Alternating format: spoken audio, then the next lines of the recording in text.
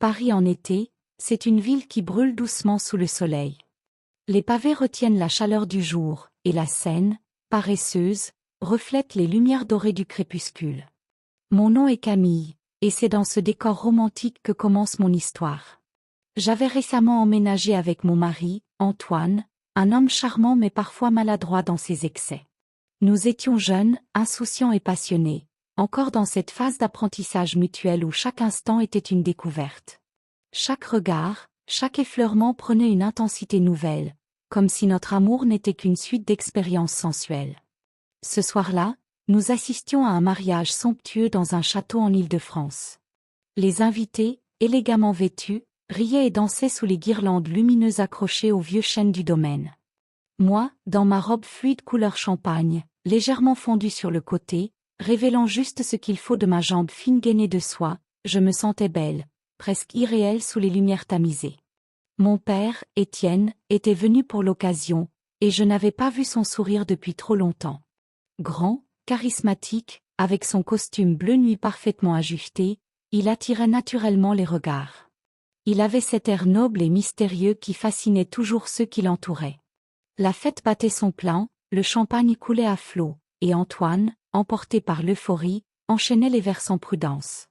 À mesure que les heures s'égrenaient, il vacillait, puis finit par s'asseoir lourdement sur une chaise, les yeux mi-clos.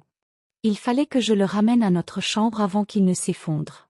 Nous avions une suite réservée, mais comme tous les invités, nous devions partager l'aile du château dédiée aux nuitées. Lorsque je l'aidai à retirer sa veste et ses chaussures, il s'écroula aussitôt sur le lit, complètement vaincu par l'alcool. Je soupirai, déçu de voir la soirée écourtée de cette manière. Je pris alors le temps de préparer l'espace de mon père, qui devait passer la nuit dans un lit d'appoint à côté d'une autre, faute de place ailleurs. Tandis que je disposais les draps avec soin, une sensation étrange me parcourut. Un mélange d'anticipation et de trouble, une chaleur diffuse s'insinuait sous ma peau comme une caresse invisible. Je retournai dans la salle de réception pour profiter encore un peu de l'ambiance. Mon père discutait avec une femme élégante, un sourire au coin des lèvres. Je ne savais pas pourquoi cela m'avait piqué au vif. Peut-être la jalousie d'une fille qui retrouve à peine son père après une longue séparation. Les minutes passèrent, et la fatigue commença à peser sur mes épaules. Je décidai de regagner ma chambre, laissant la fête derrière moi. Une douche rapide, une nuisette en soie qui effleurait à peine ma peau, et je me glissai sous les draps. Antoine dormait toujours profondément, son souffle lent et régulier. Je jetai un coup d'œil au lit d'appoint encore vide, et un soupir m'échappa. Il était tard quand enfin j'entendis la porte s'ouvrir doucement. Mon père entra en silence, refermant derrière lui avec précaution. Je l'observai du coin de l'œil alors qu'il se déshabillait partiellement, ne gardant que son pantalon et un t-shirt léger.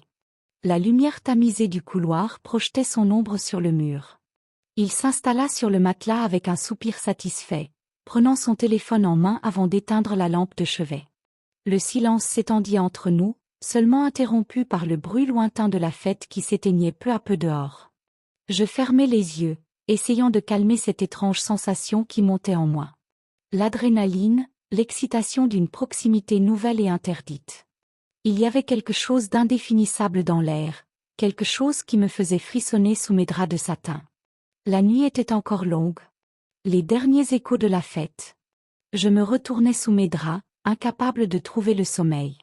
Chaque mouvement me faisait ressentir la douceur de ma nuisette en soie contre ma peau, un frisson imperceptible glissant le long de mon dos.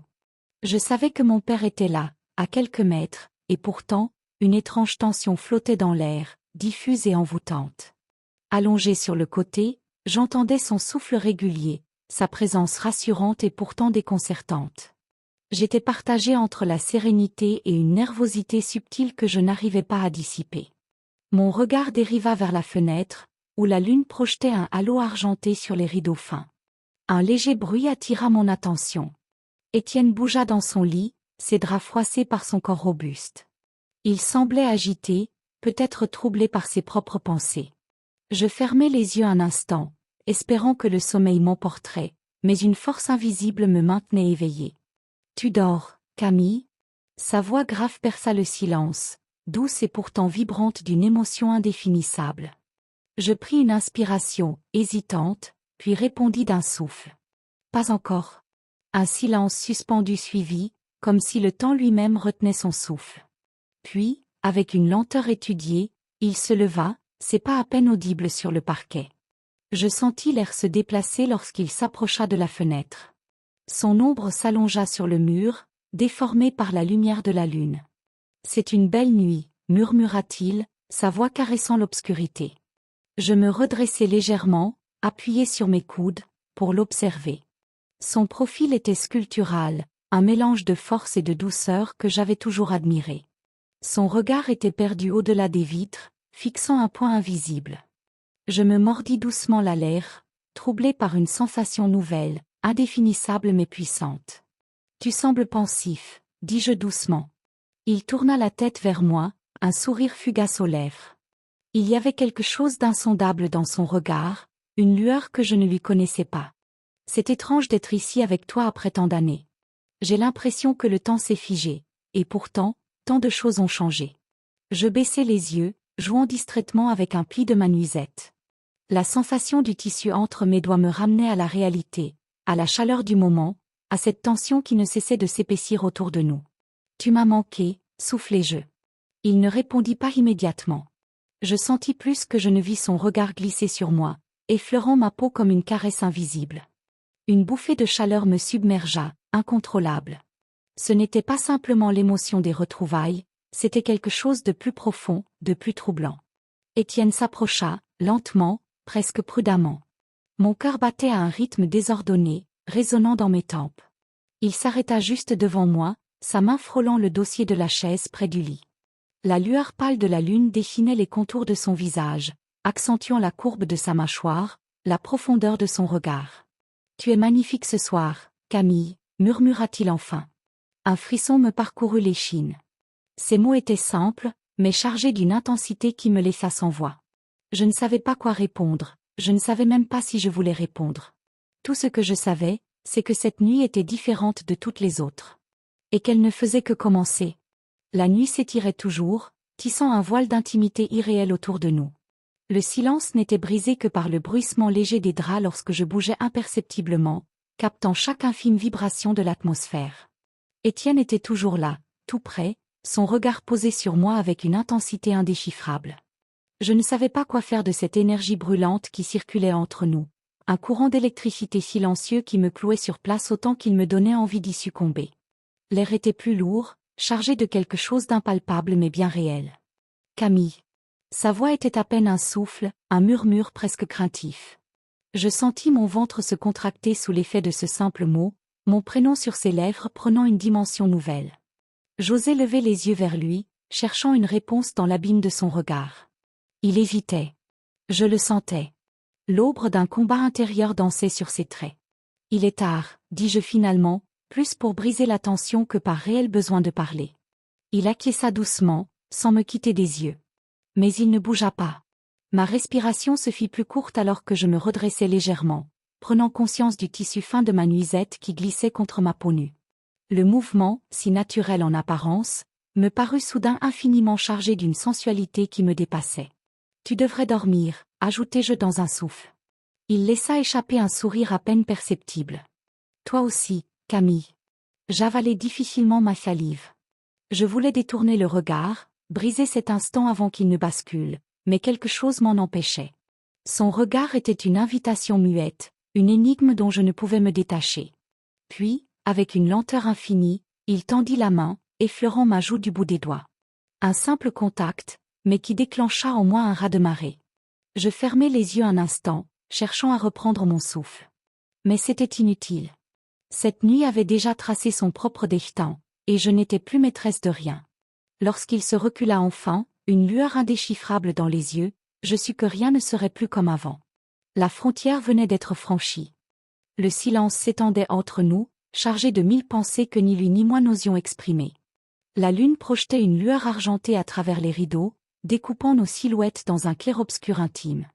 Je pouvais encore sentir la trace de sa main sur ma peau, un frisson persistant qui ne voulait pas s'éteindre. J'aurais dû reculer, faire semblant que rien ne s'était passé. Mais mon corps, traître, restait figé, chaque fibre de mon être tendue vers lui. Camille. Mon prénom, prononcée avec une douceur déstabilisante, flottait entre nous comme une incantation. J'osais lever les yeux vers lui, et ce que j'y vis me coupa le souffle. Ce n'était pas seulement du trouble ou de l'indécision. C'était une fièvre silencieuse, un désir contenu qui ne demandait qu'à éclater. Je pris une inspiration tremblante, sentant l'air chaud de la nuit emplir mes poumons. Une partie de moi voulait s'échapper, briser cette tension insoutenable. Mais l'autre voulait se perdre dans cette intensité, s'abandonner à cet instant interdit. Un battement de cils, un frémissement de l'air, et tout bascula. Il s'approcha imperceptiblement, chaque geste mesuré, précautionneux, comme s'il redoutait de briser un sort fragile. Je sentis son souffle effleurer ma peau avant même qu'il ne me touche. La chaleur de son corps rayonnait dans l'espace réduit entre nous, envoûtante et irrépressible. « Ce n'est pas raisonnable », murmura-t-il. « Je sais. » Ma réponse était un souffle à peine audible, un aveu silencieux de cette fatalité que nous avions repoussée aussi longtemps que possible. Le monde autour de nous s'effaçait, comme s'il n'existait plus rien d'autre que cette bulle de désir suspendue dans le temps. Il y avait une urgence retenue, une envie sauvage sous-jacente, mais aussi une tendresse inexplicable, presque douloureuse. Sa main frôla mon bras, glissant lentement vers mon poignet, comme pour s'assurer que je ne fuirais pas. Mon cœur battait si fort que j'avais l'impression qu'il pouvait l'entendre. Puis, sans un mot de plus, il recula légèrement, luttant visiblement contre lui-même. Son regard brûlait encore, mais son corps se tendit, comme s'il se forçait à briser l'instant. « Nous devrions dormir », dit-il enfin, la voix rauque. Je restai immobile, incapable de répondre. L'instant venait de s'effilocher, mais je savais qu'il n'avait pas disparu.